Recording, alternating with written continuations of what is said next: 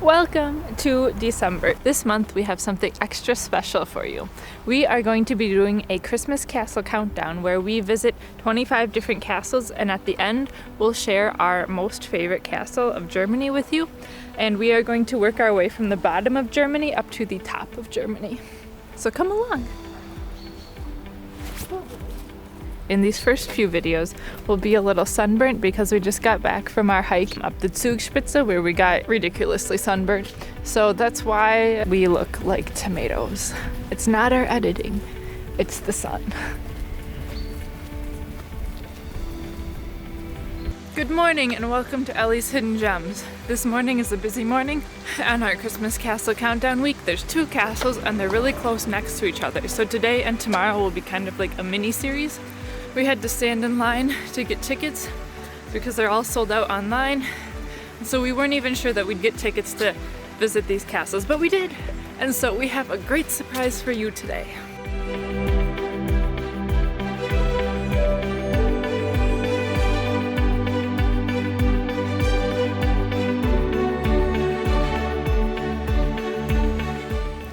Today we're visiting the Neuschwanstein castle, which if you've seen any Disney movies, you've seen this castle because Disney modeled his symbol after the Neuschwanstein castle.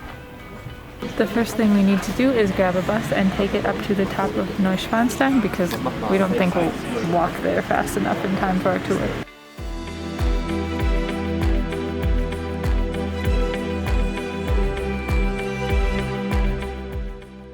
One way or both ways? One way? One way.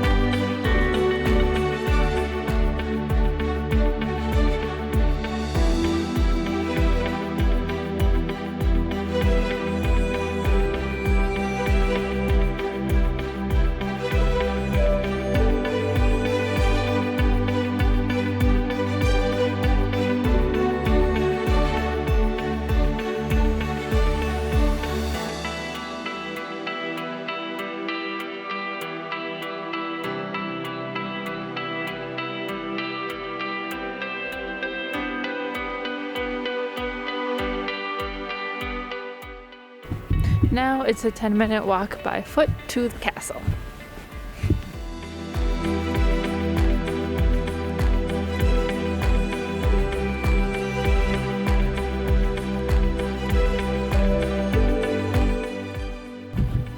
There it is.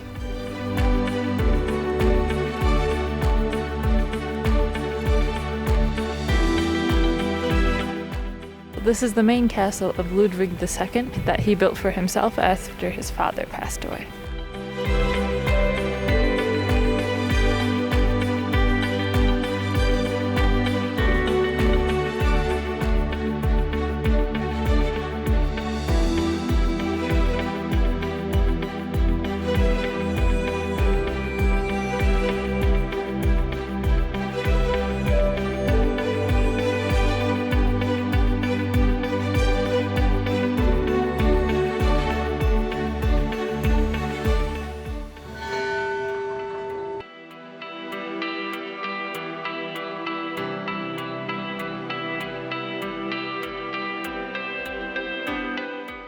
During the tour, if they make us go up steps, I'm going to say carry me or nothing. So we're waiting for our tour to start. In the meantime, we're just kind of walking around and exploring the grounds. We won't be able to take the camera inside, but there's still lots of cool stuff to see on the outside that we can show you.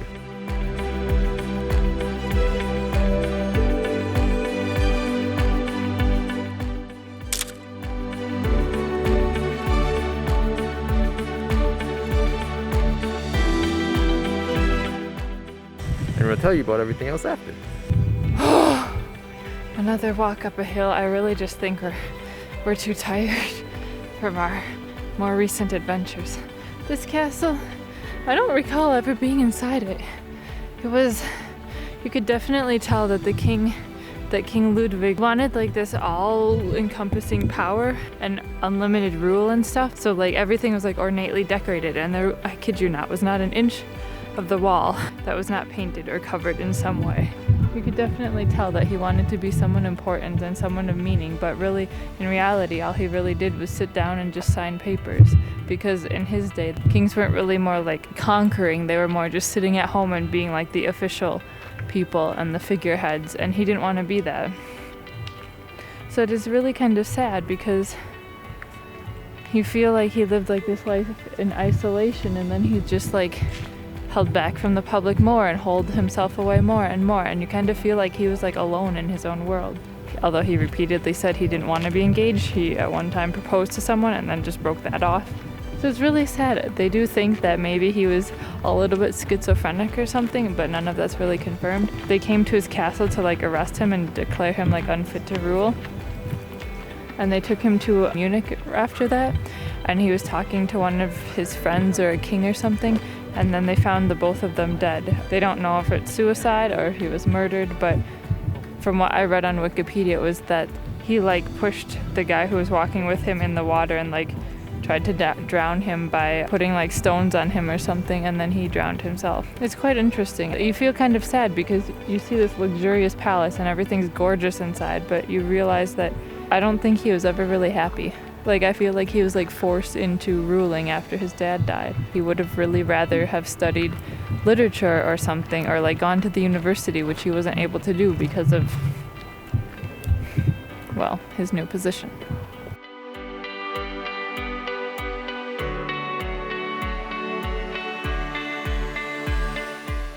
Tour-wise, the castle is actually pretty cool. I mean, it's really beautiful inside.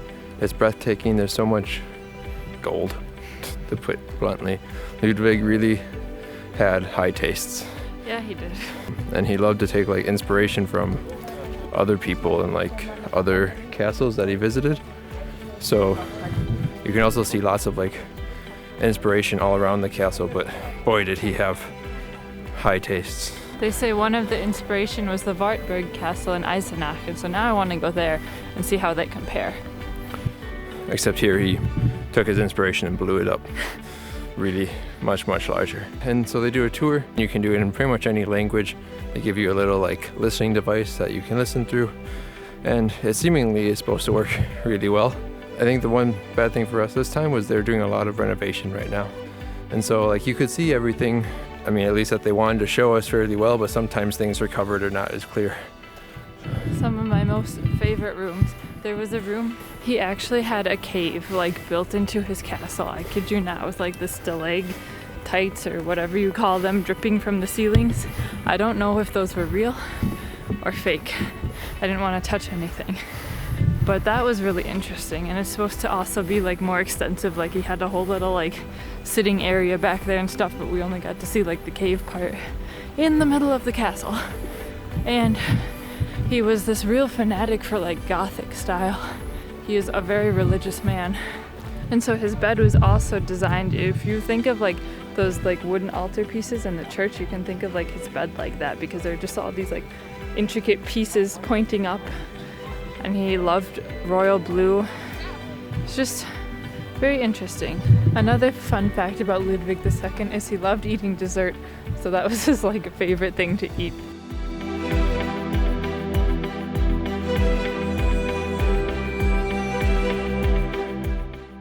Just so you know, this is the line to go across the bridge. It goes like all the way through the woods, through up there and down.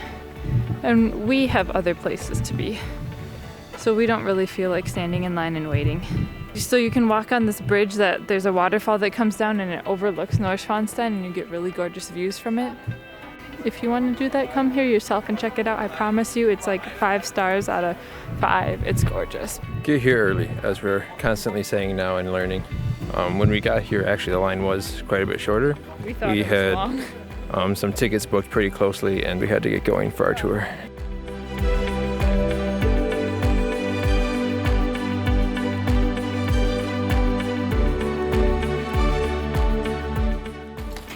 Hello.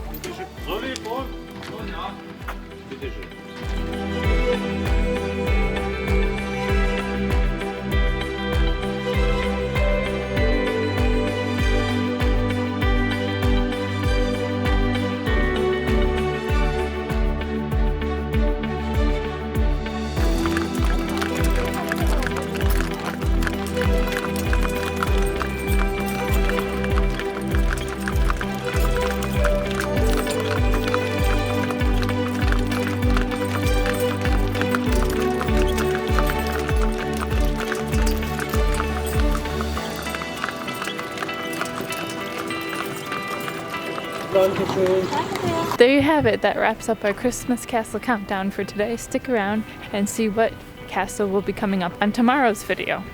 Bye. And as always, remember to like, comment, and subscribe to see more of our castle videos, as well as you can also become a Patreon member to see extra cool content about Lucas and I and our lives and how we make our videos for as little as €2 or $2 a month. Mark. Okay, you have to wait. No, I'm not ready. I'm still chewing. Sorry.